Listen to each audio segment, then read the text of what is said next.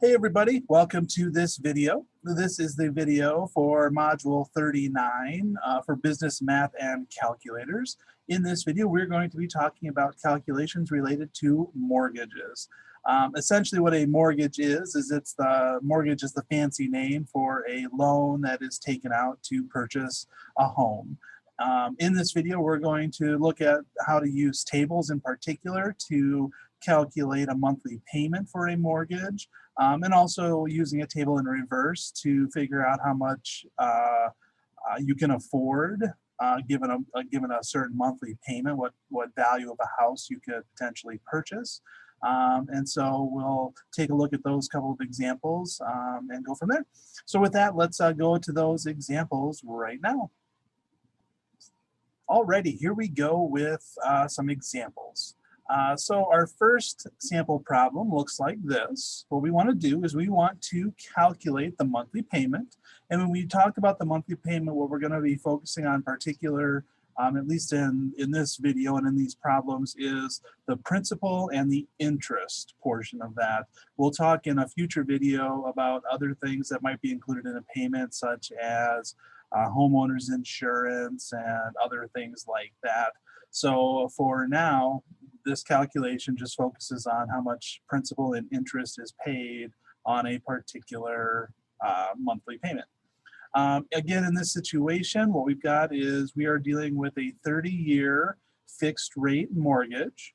The mortgage amount, or the initial principal, the amount that's borrowed, is $90,000, and the annual interest rate is 6.5%. Now, like I said in the introduction, we are going to use tables to help us do that. So on the screen is an example of a table that is used to do this calculation. I know that it's hard for you to probably read because the numbers are really small, but I just want to give you a general picture of what the table might look like. Notice across the top are the various interest rates. So that top row, you can go across and you can see the different interest rates. Down the first column is the number of years that a loan or a mortgage is taken out for. And then the values that make up the table are referred to as the table factors, and those are used to complete the calculation.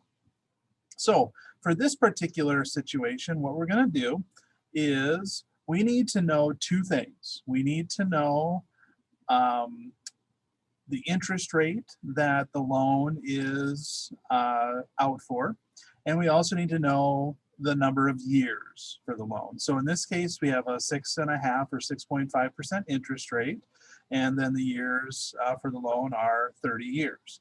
So what we do is we go to the 6.5% interest column, we go down that column, and we find the row that corresponds to 30 years.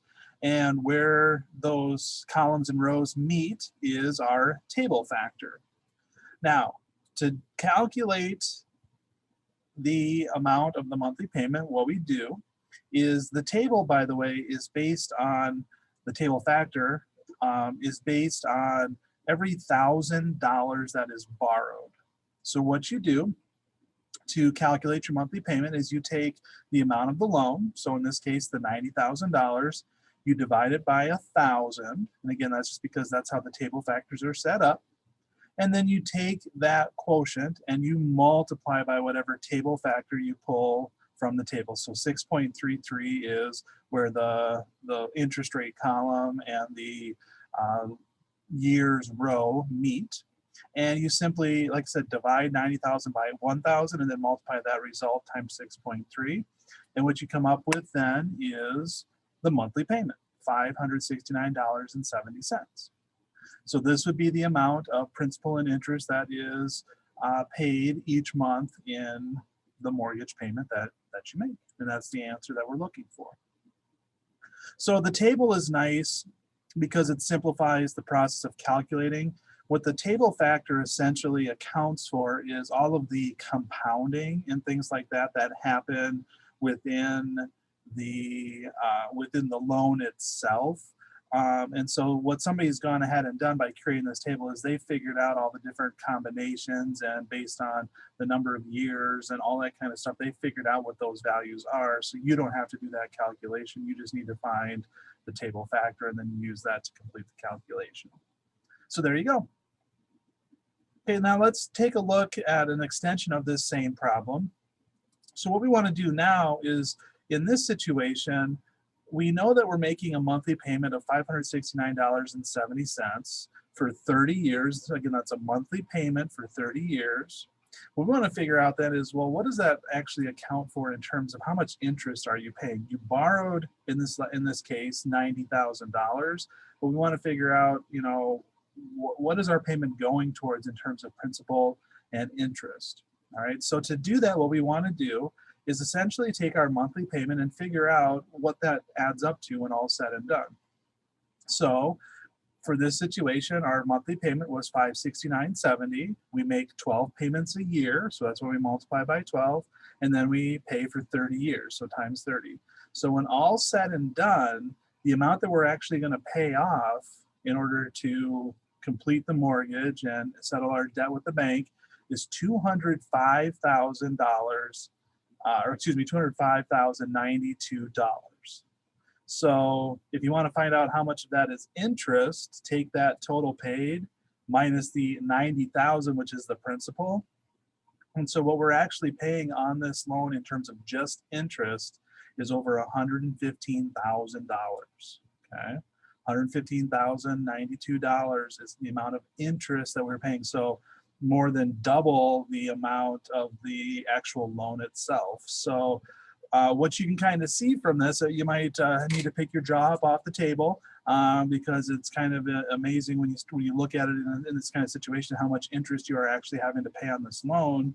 That interest account comes from the fact that, you know, the interest rate was 6.5% because of the fact that it's 30 years. That's a very long time in the grand scheme of things. And because of the compounding nature of the interest that is there, all of that combines together to result in this pretty high amount of interest that you pay on your home mortgage. Okay. But again, just to kind of reiterate the process, all we had to do was take the monthly payment times 12 months in a year times the 30 years. That gave us the total amount that we paid, and we subtracted off the principal amount to see what the interest was that we end up paying.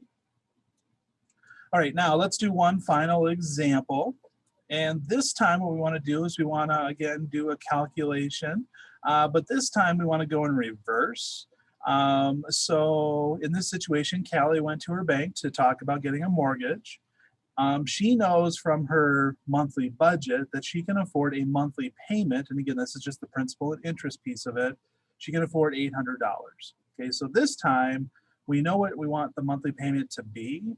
We want to figure out that if it's a 30-year fixed rate mortgage, and again, the bank can offer 8% in this case based on those parameters, what is the amount or the value of the home that Callie could afford to look at? Okay.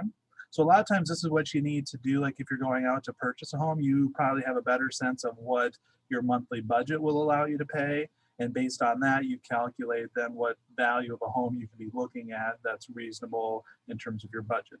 So again, we're going to go to our table, and it's the same table we used in the earlier problem. What we need to know are the two things. Again, the interest rate and the number of years that the mortgage will last for.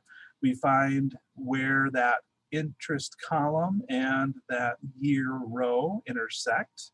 And again, I know it's kind of hard to see, but it's where those two red boxes come together. Then we're going to use kind of the same formula that we did in problem number one. The difference though this time is instead of knowing what the mortgage amount is, we know what the monthly payment is. So our variable is the mortgage that we would divide by 1,000.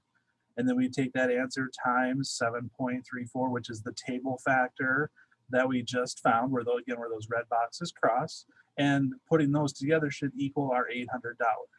Okay, so what you have to do to solve this is kind of work backwards, following order of operations, solving the equations. So what we're going to do is we're going to take 800 and we're going to divide by 7.34. And then we're going to take that answer and multiply by 1,000. Okay, so we divide by 7.34 and then we multiply by 1,000. The result then is the amount of the mortgage that we could afford to take on. In this case, $108,991.83. So roughly, Callie could go out and afford to look at a house that's around $109,000, $110,000. That would be at the top end of her budget if she bought a house that was less than $110,000 essentially. That just means that her monthly payment would be lower than the $800. So it kind of gives us that top end range that she might be looking at in order to buy a house. And there you go. Alrighty, so there was a look at a couple of problems involving calculating mortgage payments. We looked again at how to calculate your monthly payment using a table. We also looked at the connection or how that compares to the principal and the interest on a mortgage, how much you're paying in principal and how much you're paying in interest over the course of a loan. And then we looked at the reverse. If you know what your monthly payment can be, you can figure out by working backwards what the value of a home is that you can afford to potentially purchase. Hopefully these examples were helpful. If you do have some questions on things, please reach out and ask. I'm always happy to assist you. Otherwise, I hope that you have a great day and I will see you in the next video.